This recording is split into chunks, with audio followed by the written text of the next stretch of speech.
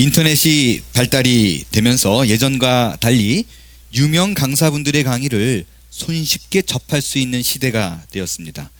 그래서 예전에는요, 비싼 강의료를 내고 들을 수 있었던 명강의를 유튜브과 같은 SNS를 통해서 본인이 듣고 싶은 강의를 시간에 관계없이 들을 수 있는 시대가 됐습니다. 이 SNS가 발달이 되면서 묻혀있던 혹은 특정 기관이나 기업에서만 유명했던 강사분들이 아름아름 일반인들에게 전해지다가 이미 많은 사람들에게 어느덧 유명해진 강사분들이 꽤나 있습니다. 그 중에 한 분이 김미경 씨입니다. 이분이 모 프로그램에 나와가지고 이런 얘기를 했어요. 판소리의 명창 뒤에는 반드시 귀명창이 있다라는 얘기를 했어요. 여러분 혹시 귀명창이 뭔지 아시나요? 귀명창. 이 끄떡거리시는 분들도 많이 계시네요. 명창이 뭔지는 아시죠? 명창. 어떤 사람을 명창이라고 얘기를 하죠? 판소리 명창. 그럼 뭐예요? 크게. 판소리를 잘하는 사람. 판소리를 잘하는 사람을 명창이라고 얘기합니다. 그러면 귀명창은 뭘까요? 소리를 잘 듣는 사람. 귀가 명창이라는 뜻이에요. 실제 국어사전 용어입니다. 판소리 귀명창이다 그러면요, 판소리를 듣고 감상하는 수준이 그냥 단지 애호가 수준을 넘어서서 이 소리에 대한 이해, 지식, 그걸 바탕으로 소리를 제대로 감상할 줄 아는 능력을 가진 사람, 즉 판소리 명창의 경지에 이른 사람을 귀명창이라고 얘기를 합니다. 근데 재미있는 거는요, 판소리 명창 뒤에는 항상 귀명창을 감당하는 사람이 따라 붙습니다.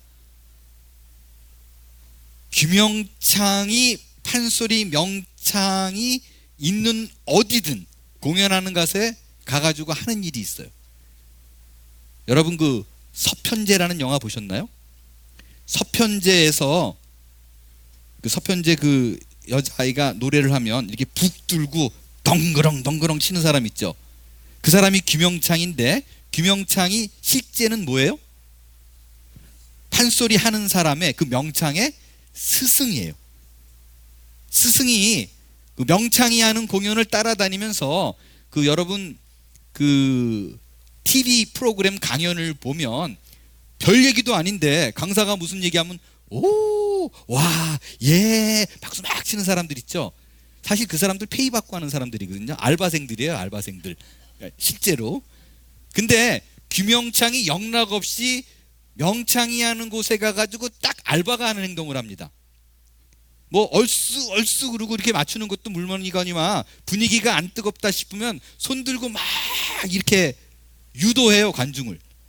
그래가지고 냉랭한 분위기에 있는 그 공연을 핫하게 만드는 것이 귀명창의 역할이에요.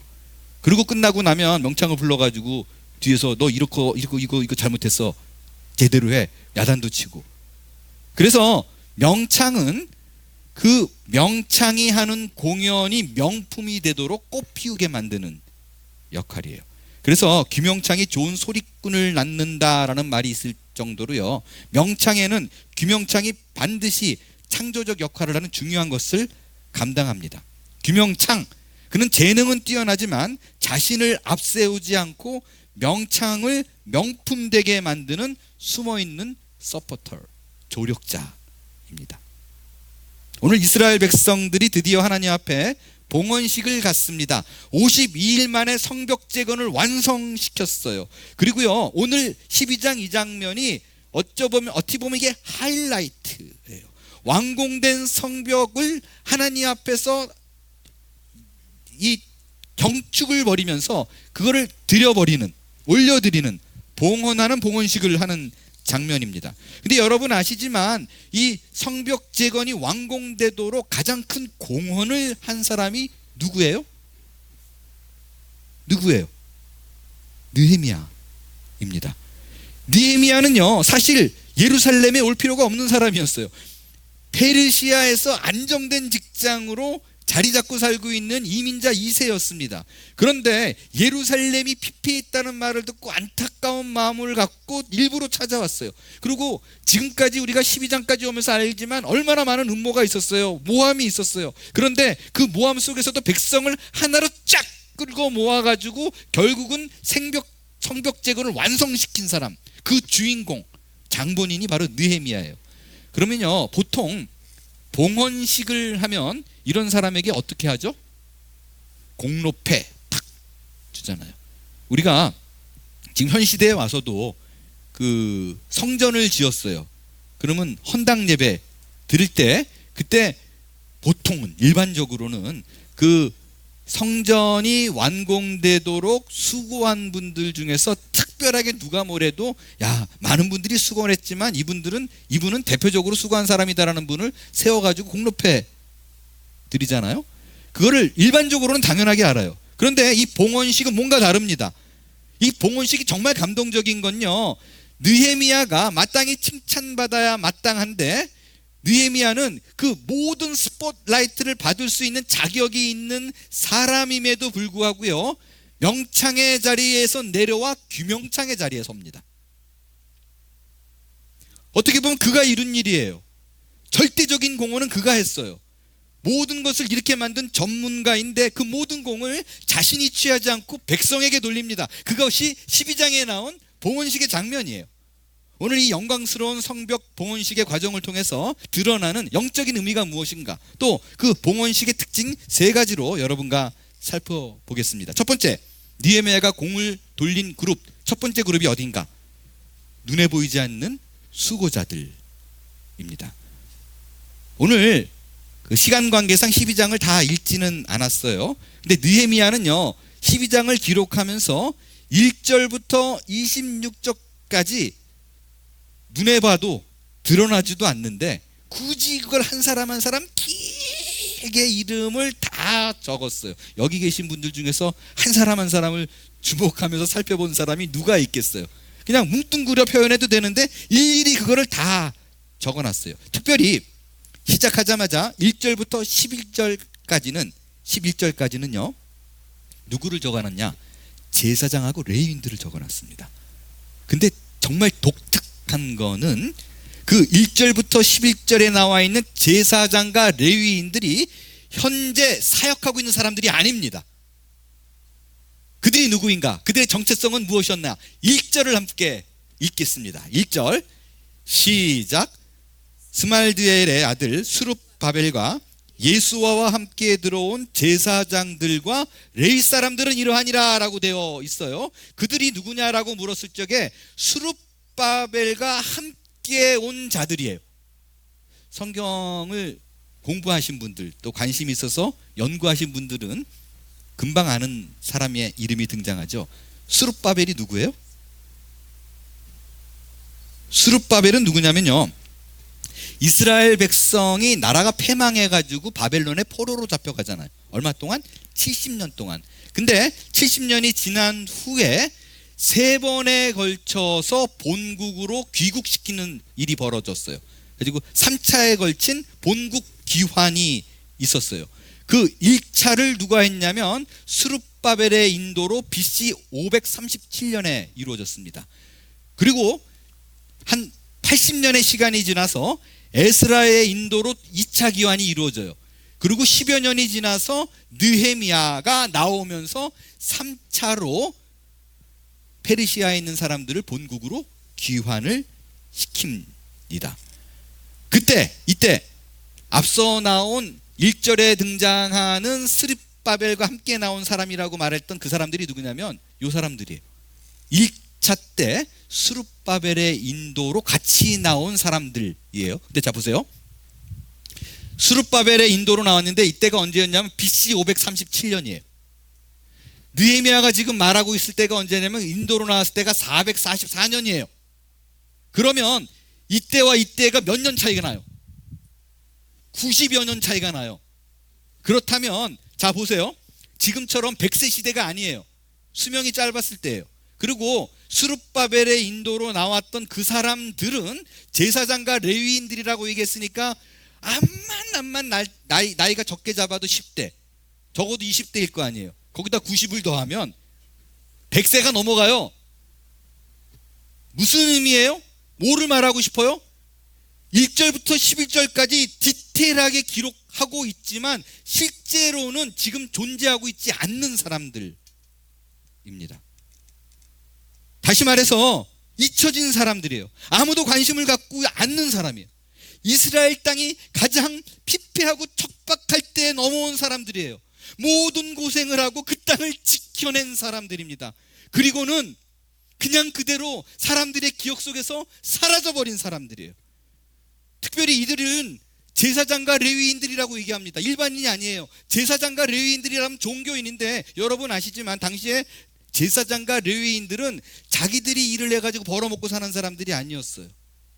사람들이 제사장 족속, 레위 족속을 제외한 다른 사람들이 11조를 해서 그 돈으로 먹여 살렸던 사람들입니다.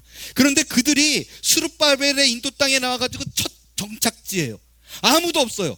이 말은 뭐냐면 누구도 그들을 먹여 살릴 사람이 없었다라는 얘기예요. 그렇기 때문에 자그마치 90여 년이 지난 다음에 느헤미야가 했던 일이 뭐냐면 율법대로 11조를 제정해서 그것을 지키게 만듭니다. 그때서야 비로소 제사장 그룹 레위인들이 먹고 살 길을 만들어줘요. 그러니까 온갖 고생한 사람들이에요. 그런데 알 수 있는 거는요, 그들이 있었기 때문에 이스라엘 땅이 존재한 거예요. 그들이 있었기 때문에 느헤미야가 건너와서 성벽을 재건할 수 있었던 것이라고요. 느헤미야는 3차로 왔어요. 그렇기 때문에 둘레 모든 사람들이 비웃었어요. 이민자가 뭘 할 수 있어? 라고 비웃었어요. 성벽 재건을 이룰 수 없을 것이라고 모두가 말할 적에 단독으로 건너와서 그것을 이뤄낸 사람이에요. 그렇다면 실제는요, 그 영광을 모두 다 한 몸에 받아서 누릴 수 있는 자격이 있는 사람입니다. 그런데 느헤미야는 12장을 시작하면서 봉헌식을 할 적에 그 공의 시작을 아무도 알아주지 않고 이룬 일도 없는, 어쩌면 그 땅에 건너와서 마지막 순간까지 나는 실패한 인생이야 라고 생각했던 그들에게, 그들의 한 사람 한 사람은 이름을 불러가면서 그들의 자손들이 보는 앞에서 영광의 자리에, 첫 자리에 딱 올려놓는 것입니다. 어쩌면 느헤미야는 성벽 재건을 이룬 후에 이걸 제일 먼저 하고 싶었을 수도 있어요. 그날이 오기를. 왜? 그들은 낙담했던 사람들입니다. 쓰러졌던 사람들이에요. 의미 없는 인생이라고 생각해서 전 삶을 패배의식 속에 살았을 거예요. 그들에게 첫 장에 이 성벽 재건에 당신들의 공로입니다라고 인정하면서 무슨 말을 하냐면, 하나님께 주어진 인생, 하나님께 보냄받은 인생은 그 어느 누구도 헛된 인생이 없다라는 것을 알려주고 있는 것입니다. 당신들이 그 땅에 가서 실패하고 울고 비참하게 갔을 수 있지만 그 자리를 묵묵히 지켜냈다는 그 사실 하나만으로도 후세의 사람들이 복을 받을 수 있었던 것이라고. 자손들이 그 땅에서 번성하고 이 복, 현재 누릴 수 있는 그 복을 당신들 때문에 누릴 수 있었습니다라고 선언하고 있는 거예요. 제가 이곳 한몸교회에 온 지 벌써 1년이 넘어 13개월이 됐습니다. 저는 우리 교회를 생각하면, 그리고 기도하면 정말 가슴 깊숙이 끓어오르는 감동이 있어요.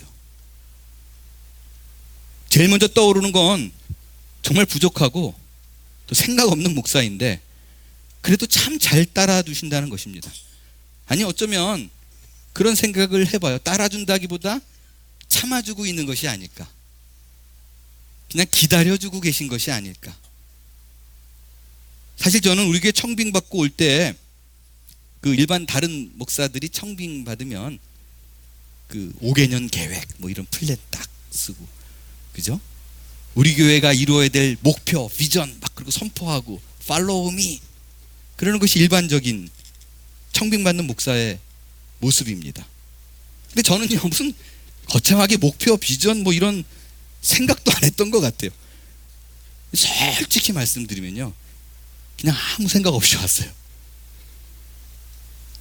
그저 제가 그냥 늘 존경하고 사랑했던 장세규 목사님과 또 이전에 한가족처럼 지냈던 우리 가족들이 같이 있다라는 그 사실 하나만으로, 야, 남은 한 생에 죽을 때까지 그냥 이들과 함께 한 하늘 아래, 한 공간 안에, 한 지붕 아래 있을 수 있다는 그 사실 하나만 생각하고요, 막 그 생각하니까 딴 생각이 안 나요. 그냥 기쁘고 흥분되고 즐거운 마음으로 왔어요. 그게 제 솔직한 그냥 상황이었었어요. 물론 막상 교회에 오고 나니까 어려운 일이 없었던 건 아닙니다. 그래도 감사한 건요, 우리 교회 안에 아무리 어려운 일이 있었더라도요, 솔직히 캘리포니아에서 개척교회 할 때랑 비교도 안 돼요. 세 발의 피해요. 큰일 났겠다라고 생각되는 일이 있었어도 저는 감사합니다. 야, 이 정도면 우리 교회는 정말 대단하다. 안 떠나잖아요. 안 떠나잖아요. 개척교회 하면 뭔만 하면 뭐 삐지고 다 떠나버리고, 50명이 넘었다가 갑자기 한 명, 진짜예요. 60명이 됐다가 한 명, 또 50명이 됐다가 한 명, 그 한 명이 또 싱글자매예요. 계속 신앙도 그때 없었던.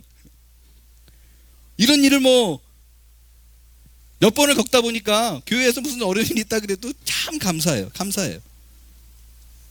또 다른 부분은요, 우리 교인들이 전반적으로요, 그러니까 다 그렇다는 얘기는 아닙니다. 그래도 감사한 거는요, 뭐 우리 교인들 이렇게 쭉 보면 어느 부분에서 아주 탁월한 재능이 있다라든가, 아니면 사역에 대한 열정이 남달라가지고 막 불이 막 뜨거워 그렇게 막 뜨거워가지고 무슨 일이든지 막 뭐 이런 분이 많은 것 같진 않아요, 전반적으로. 그죠? 근데 우리 교회 다수를 차지하고 있는 그런 분위기와 성품은 그냥 교회를 사랑하는 마음으로 묵묵히 자기 자리를 지키고 있는 분들입니다. 이건요, 그 어떤 교회에서도 따라올 수 없는 은사가 아닌가라고 생각되어질 만큼 훌륭한 부분이라고 저는 여겨집니다. 저는 이런 부분이 1차로 스룹바벨과 함께 본국으로 건너온 제사장과 레위인들의 모습이 아닐까 생각합니다. 모든 어려운 상황 속에서도 이 자리는 하나님이 주신 자리야, 이곳을 통해서 하나님의 나라가 선포될 거라고 잘 버티고 지켜왔던 모습이 어쩌면 여기 연세가 지극하신 갈렙 회원분들로부터 시작해서 우리 교회 안에 모두 다 자리 잡고 있는 영적인 흐름이 아닌가라고 생각을 합니다. 그러한 여러분들이 계시기에 오늘의 한몸교회가 존재하는 줄 믿습니다. 여러분들의 수고와 헌신과 인내를 하나님이 결코 잊지 않고 기억하셔서 결국에는 우리 교회가 주의 나라와 복음 사역의 확장에 묵묵히 쓰임받게 될 것입니다. 그것이 느헤미야가 봉헌의 첫 장에 그들을 기록한 이유예요. 두 번째로 이 봉헌식에 드러나는 특징이 있어요. 유독 함께한 그 수고한 백성들이 돋보입니다. 27절을 같이 읽겠어요. 시작. 예루살렘 성벽을 봉헌하게 되니 각처에서 레위 사람들을 찾아 예루살렘으로 데려다가 감사하며 노래하며 재금을 치며 비파와 수금을 타며 즐거이 봉헌식을 행하려 하며. 오늘 12장 27절 이후에 나온 얘기는요, 이스라엘 백성들이 하나님 앞에서 감사와 찬양으로 성벽을 데디케이트하는, 봉헌하는 모습을 보여주고 있어요. 여러분, 성벽 봉헌식이 무슨 말이에요? 성벽과 성물을 하나님께 드리는 예식이에요. 그런데 이스라엘 백성들이 이걸 하나님께, 내가 이뤄놨지만 이 성벽은 하나님의 것입니다, 당신이 있었기 때문에 이것이 완성될 수 있었습니다라고 드리는 그런 상황을 보면요, 내용을 보면 얼마나 엄숙하고 진지한 내용이에요. 그런데 지금 읽은 27절을 보니까 그 예식의 자리가 그런 진지하고 엄숙하지 않아요. 아주 잔치 분위기입니다. 떠들썩하고 시끌벅적하고 유쾌하고 즐겁고 흥이 나 있는 분위기인데 어느 정도로 사람들이 방방 뛰었냐면 예루살렘에 안에 사는 사람뿐만 아니라 둘레의 이방 사람들도 다 그거를 저절로 알게 됐대요. 하도 소리를 질러가지고. 얼마나 요란했는지 43절에 보면 하나님도 즐거워했을 뿐만 아니라 부녀와 어린아이도 즐거워하고 그 소리가 아주 멀리까지 들렸다라고 되어 있어요. 근데 여러분, 제가 보니까 느헤미야가 이 봉헌식을 차분하게 드리지 않고 이렇게 떠들썩하게 드렸던 데는 의도적이에요. 이유가 있어요. 보세요. 여러분, 봉헌식, 하나님께 드리는 식, 사람에게 하는 게 아니라 하나님께요. 그러면 굳이 저렇게 요란하게 할 필요 없어요. 성전 안에서 하면 되잖아요. 그래, 성전 안이 좁아서 그렇다고요? 그러면 그 성벽 안에 있는 광장들이 얼마나 많아요. 광장에서 하면 되잖아요. 근데 굳이 지도자들을 뽑아가지고 성벽 위로 딱 올려서 거기서 북치고 장구치고 비파와 수금 물고 여기 놀고 있어요. 왜 그러는가? 구체적으로 어떻게 되는지 살펴볼게요. 이 잔치를 어떻게 했냐면요, A팀, B팀으로 나눴어요. A팀은 느헤미야가 인도했어요. 그래서 이쪽 위로 올라갔어요. B팀은 에스라가 인도해서 아래쪽으로 돌았어요. 성경에 어디서부터 이 잔치가 시작되어서 갈라졌는가는 나오지 않았는데 그냥 학자들이 추측하기로, 여러분 느헤미야 2장에 느헤미야가 본국에 와서 제일 먼저 골짜기 문을 해가지고 이 아래쪽으로 돌았었거든요. 그래서 여기를 기점으로 갈라지지 않았을까라고 생각합니다. 아무튼 느헤미야는 이쪽으로 넓은 성벽, 옛문, 어문, 양문을 지나서 성전으로 들어왔고요. B팀이 인도하는, 에스라가 인도하는 팀은 아래로 북문, 똥문, 샘문, 수문을 돌아서 역시 양문으로 들어와서 성전에서 만났습니다. 근데 이거를요, 요 성벽 위를 타고 돌았어요. 굳이 이렇게 넓은 땅을 놔두고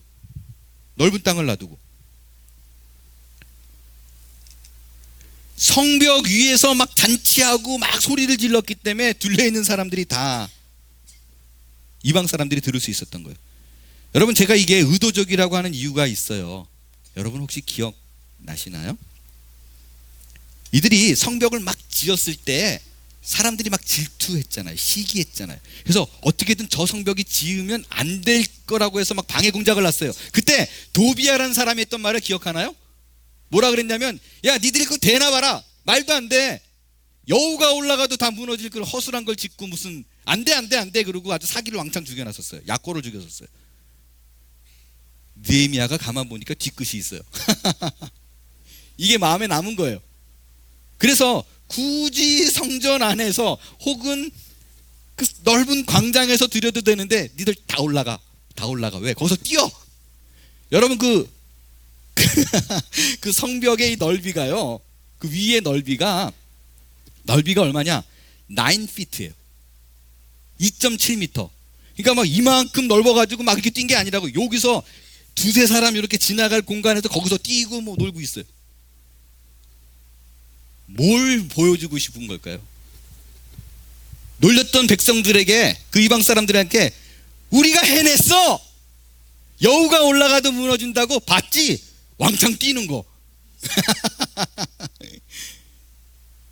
하나님이 우리를 이렇게 했다고 그거 하러? 이걸 알려주고 싶은 거예요. 하나님께서 행하실 일 너희가 알라고 큰 소리로 선포하고 있는 것입니다. 어떤 찬양을 했을까? 제가 막 설교 준비하다가 저는 여러분 느끼시겠지만 뭐 이렇게 어떤 그 스토리가 전개가 되면 저는 그 안에 나도 모르게 이렇게 쑥 들어가요.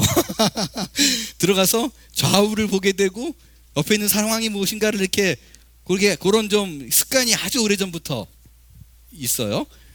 그래서 동화 같죠? 제 얘기 들으면 어찌 갔다 온 것처럼. 그게 이제 그런 이유인데, 거기까지 제가 막 진전이 되니까 그 도비아들에게 약 올리기 위해서 또 하나님이 하신 일을 선포하기 위해서 어떤 찬양을 했을까 막 생각하는데, 제가 뭐 이 당시 이스라엘 찬양을 아나요? 모르죠. 그러니까 현대인 찬양이 뭘까 막 생각해 보니까 막 이게 떠오르더라고요.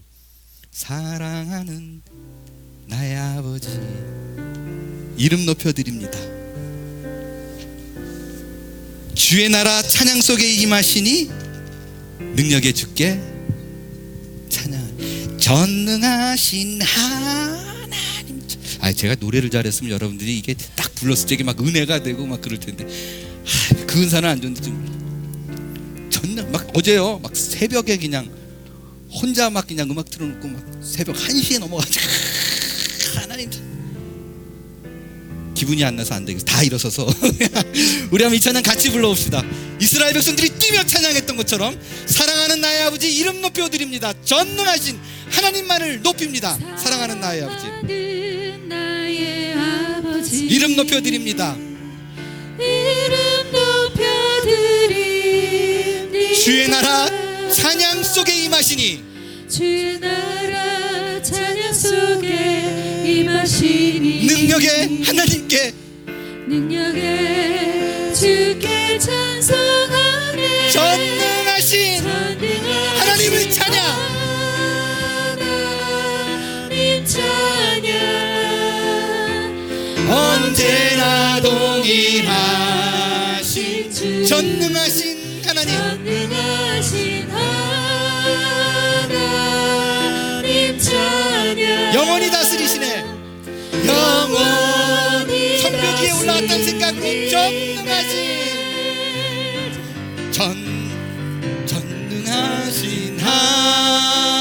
하나님 찬양. 언제나 동일하신 주, 전능하신 하나님 찬양. 영원히 다스리시네. 아멘. 영원히 다스리네. 영광의 박수 하나님 올려드리겠습니다. 자리에 앉으세요. 네, 감사합니다. 어제 제가 불렀던 것보다 소리가 작은 것 같은데 얼마나 신이 나든지. 근데 여기서도요, 이 봉헌식은요 일반 봉헌식과는 다른 독특한 점 또 하나가 나와요. 어떤 점이 다른가? 36절 38절을 쉬운 성경으로 함께 읽겠습니다. 먼저 B팀 에스라가 인도했던 팀이에요. 어떤 모양으로 갔는가? 36절 같이 읽겠어요. 시작. 스가랴의 동료들 곧 스마냐와 아사렐과 밀랄레와 갈랄레와 마에와 느다넬과 유다와 하나니가 그들을 따랐습니다. 그들은 하나님의 사람 다윗의 악기를 연주하는 사람들입니다. 학자 에스라가 어떻게 했다고요? 어디서? 앞에서 인도했어요. B팀은 앞장을 에스라가 섰어요. 당연하죠. 리더니까. 리더가 뭐예요? 리드하는 거잖아요. 앞으로 끌고 가는 사람이에요. 에스라는 학자고 제사장이에요. 당연한 얘기예요. 근데 A팀은 어떻게 했는가? 느헤미야가 인도했던 A팀 38절을 읽겠습니다. 시작. 다른 합창단은 왼쪽으로 돌아갔습니다. 나는 백성 절반과 더불어 백성 위로 그들 어떻게 해요? 뒤를 따랐대요.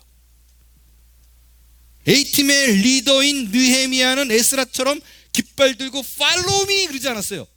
그들을 앞장 세우고 백성들을 앞장 세우고 자기는 뒤를 쫓아갑니다. 왜 그랬을까? 다른 거 아니에요.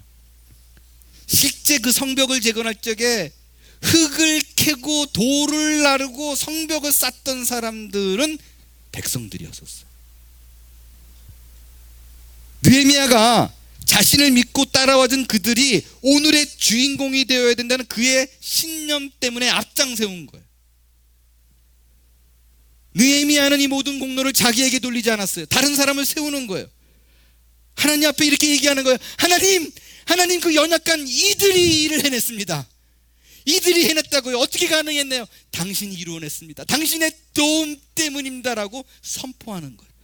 이들을 축복해달라고 봉헌을 하면서 하나님 앞에 올려드리는 거라.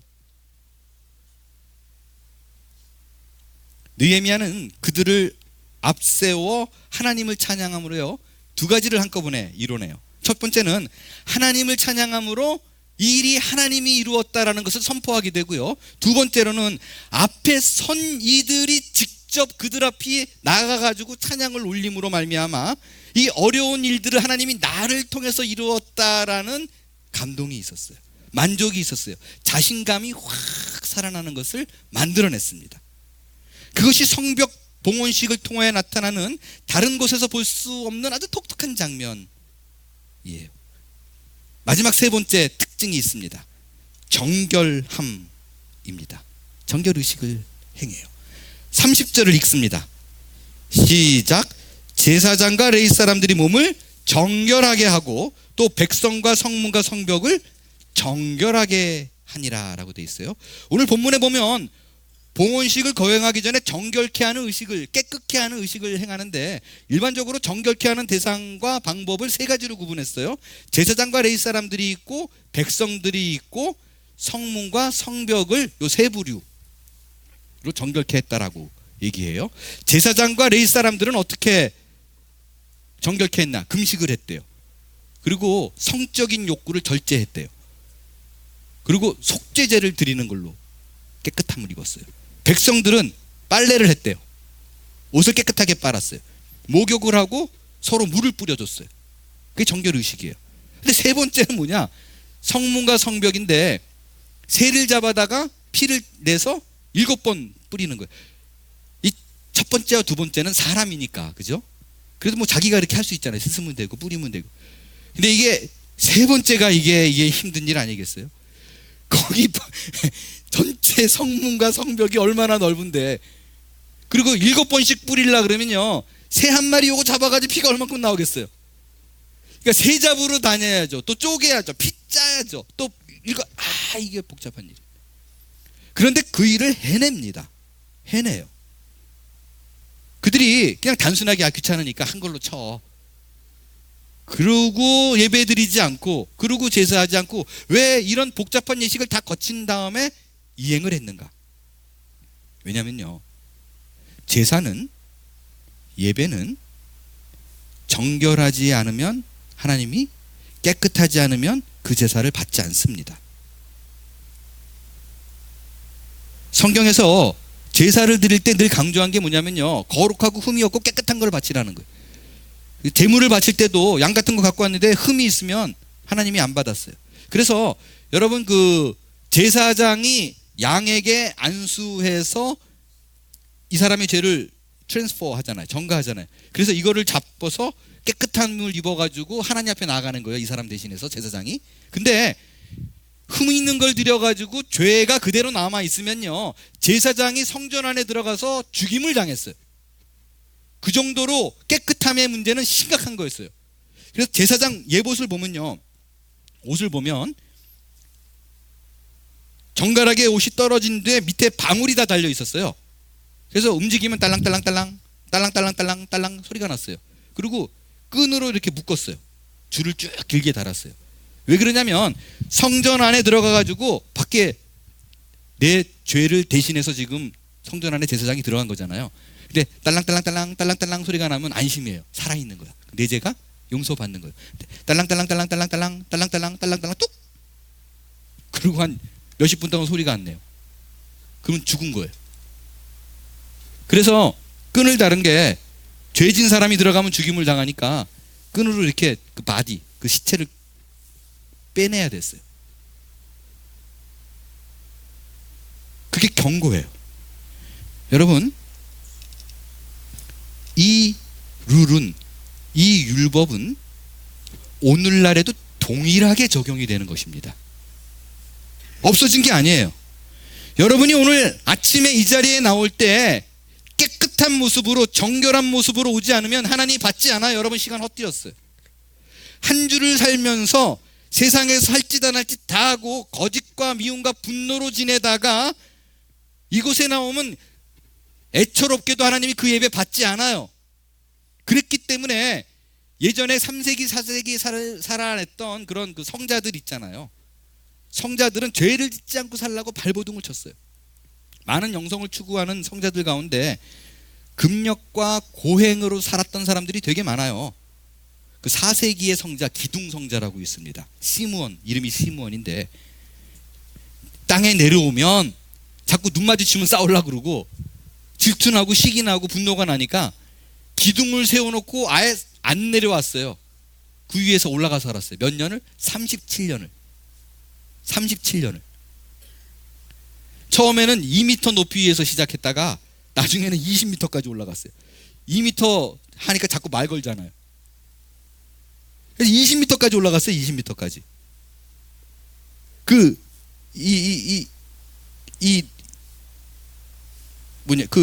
기둥의 요 둘레가 얼마나 되냐? 3 feet, 90cm. 그 위에 올라가서요. 아래 제자들이 밥 올려주고 용변도 내려받고 37년을 그냥 살았어요. 오리겐은 사람이었어요. 오리겐 아시죠? 오리겐은 눈에 보이는 건 선한 것이 하나도 없다라고 말하면서요. 아예 그냥 땅바닥에 자면서 고행을 자청했어요. 최소 음식으로 살며. 근데요, 이분이 이런 말을 하더라고요. 그렇게 고행하고 죄를 이기려고 노력하니까 그 다른 건 다 괜찮게 되더래요. 근데 하나가 안 되더래요. 성욕이 안 되더래요. 남성분들은 공감할 수 모르겠어요. 부부 세미나 할 때 제가 집중적으로 다룰 거예요. 그래서 이게 굉장히 중요한 얘기인 게 제가 지금 이름을 대면 알 수 있는 굉장히 한국의 유명한 영성가 분이세요. 근데 그분이 미국에 사는데 대한민국 사람들 다 알아요. 그 책을, 영성에 대한 책을 많이 내서. 제가 LA에 있을 적에, 캘리포니아에 있을 적에 그분 찾아뵙고 시간을 친해요. 요즘도 카톡 주고받고 그러는데 그분을 찾아뵙고 이제 인사를 드렸는데 한참을 얘기 나누는데 그분이 되게 마르셨어요. 그래서 왜 이렇게 요즘 마르셨어요? 그랬더니 굉장히 아주 오랫동안 아팠대요. 그러니까 아프니까 다 싫더래요. 밥 먹는 것도 싫고 말하는 것도 싫고 움직이는 것도 싫고 아주 내가 죽었나 살았나 싶을 만큼 그냥 누워서 지냈대요. 근데 다 죽었는데 한 가지가 살아있더래요. 저한테 그러시더라고요. 저보다 10몇 살이 위이신데 성욕은 살아있더라. 야, 자기도 깜짝 놀랐대요. 그게 남자예요. 그래서 남자분들은 밥숟가락 들는 말씀은 여자들이 조심해야 된다고 말하는 이유가 이런 데에 있는 거예요. 이 오리겐이 그런 것 같아요. 이분이 내린 결정은 거세를 하는 거였어요. 근데 후회했대요.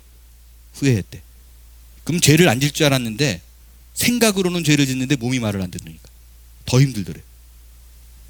여러분, 성자가 이런 말을 했다면, 금욕과 고행을 가구하고 있는 사람이 이 정도라면 우리는 말할 게 있겠어요? 다시 말하면 이 모든 얘기가 뭐를 얘기하냐면, 정결함을 입지 않으면, 깨끗함을 입지 못하면 주 앞에 나올 수 없는데 우리 모두는 정결하고 깨끗한 모습으로 나올 수 없다라는 거예요. 하나님은 정결하지 않으면 예배를 받지 않아요. 이게 우리가 가진 큰 딜레마입니다. 여러분, 지금 우리 여기 앉아있는 분들 중에서요, 나는 한 주 동안 정말 깨끗하게 살았어, 죄 안 짓고 살았어, 나는 정말 모든 것에서 완벽하게 한 주를 보냈어 라고 하는 사람이 누가 있겠어요? 그런 사람은 아무도 없습니다. 우리 누구도 간에 죄에서부터 자유로운 사람은 없어요. 여러분, 그럼 우린 망한 건가요? 예, 망한 겁니다. 성경에서 얘기하고 싶은 게 바로 그 얘기예요. 우리는 방법이 없다는 거예요. 너희는 망했다는 거예요. 우리의 힘으로, 우리의 능으로 하나님 앞에 나갈 방법이 없는 존재들이라, 이 말을 하고 싶은 거예요. 그럼 어떻게 해야 되는가? 그래서 우리에게 예수 그리스도의 피가 필요합니다. 왜 내가 예수를 부르짖어야 되는가? 그분의 손을 잡아야 되는가? 의지하며 나가야 되는가? 예수 외에는 우리를 정결케 할 아무런 도구가 없기 때문에 그렇습니다. 그래서 여러분이 주일 예배에 나올 때 다른 거 하지 말고요, 내가 한 주를 어떻게 해서 이런 거 하지 말고요, 예수님을 묵상하고 그분만 의지하며 나오는 자는 오늘 이 자리에 앉아있을 때 하나님께서 예수 그리스도의 보혈의 피를 옷 입혀줘서 여러분의 더러운 모든 것을 감추고 깨끗하다, 정결하다, 성결하다라고 인정한다라는 것입니다. 여러분, 정결한 모습으로 하나님 앞에 설 수 있게 되길 바라요. 우리가 사탄으로부터 받는 가장 큰 유혹은 뭐냐면요, 다른 죄의 유혹이 아니라 이거예요. 너만 하면 됐다라는 거예요. 야, 너 훌륭하다.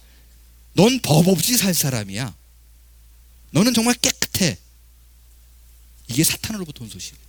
우리는 그렇지 않습니다. 우리는 우리의 힘으로, 우리의 능으로 갈 수 없는 존재들이에요.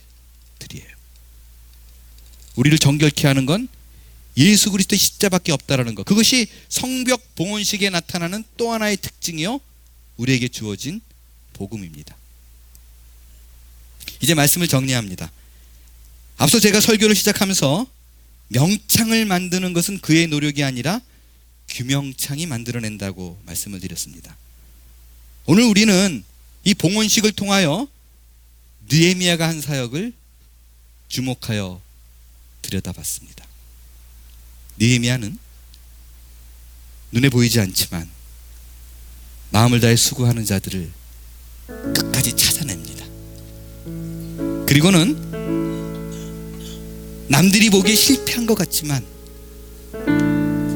남들이 보기에는 처참하게 그냥 그대로 살아낸 것 같지만 그들의 이름을 부르며 너희의 인생이 헛되지 않았다는 것을 사람들 앞에 드러냅니다.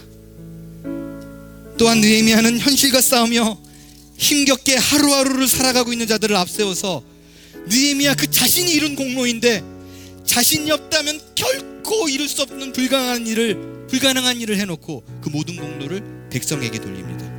그리고 자신은 멀찌감치 뒷자리로 물러앉아서 그들을 응원합니다. 그리고 그들의 생애를 서포트합니다. 느헤미야는 백성으로 하여금 정결의식을 거행하게 해요. 그래서 그들로 하여금 하나님의 사랑을 입은 백성으로 부끄럽지 않도록 하나님을 이제는 직접 대면하여 만날 수 있는 사람으로 승화시킵니다. 성결한 사람으로 회복시킵니다. 여러분, 이 모든 모습이 느헤미야가 백성들에게 12장 전체에 걸쳐서 보여주고 있는 모습이 누구에 대한 모습입니까? 맞습니다.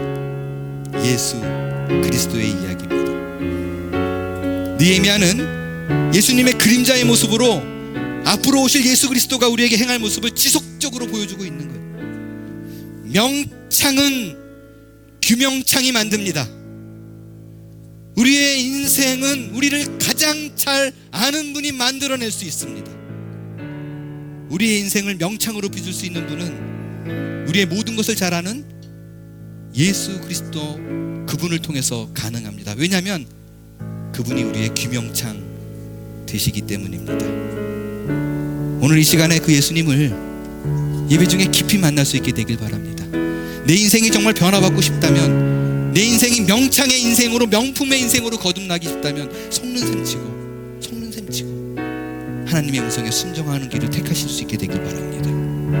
그때 우리 안에서 솟아나오는 예수 그리스도의 한없는 사랑, 그 누구도 측량할 수 없는 그리스도의 사랑을 입게 될 것입니다. 마음과 힘을 다하여 그분 앞에 당당함으로 설 수 있게 되길 바랍니다. 그 작은 결심을 통해서 여러분은 지금과 비교할 수 없는 또 다른 명창, 명품의 인생으로 빚어지게 될 줄로